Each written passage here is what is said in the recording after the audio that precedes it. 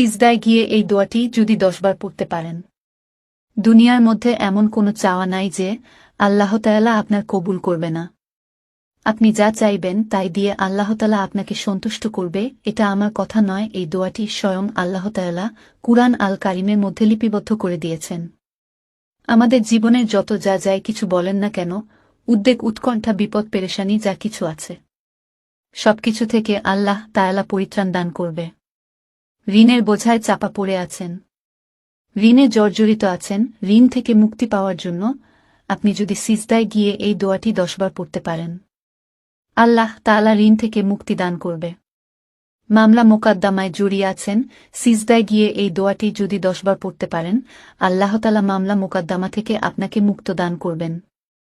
কেন বললাম? কারণ সিজদা হচ্ছে আল্লাহ তাআলার সবচাইতে নিকটবর্তী হওয়ার জন্য উত্তম মাধ্যম। কুরআন আল কারিমে আল্লাহ তাআলা বলেছেন, সিজদা দাও আর আমার নিকটবর্তী হয়ে যাও। এজন্য আপনি সিজদায় গিয়ে দোয়াটি পড়েছেন, আপনি তো দোয়াটি পড়েন নাই। আপনি যেন আপনার মনের সকল আশার পূর্ণ করার মাধ্যম হিসেবে আপনি এই দোয়াটি আল্লাহ তাআলা আপনাকে পড়ার জন্য তৌফিক দিয়ে দিয়েছেন। সুবহান আল্লাহ বেহামদিহি। এজন্য কুরআন আল কারিমে এই দোয়াটি আল্লাহ তাআলা খুব চমৎকারভাবে দোয়াটির কথা বলেছেন।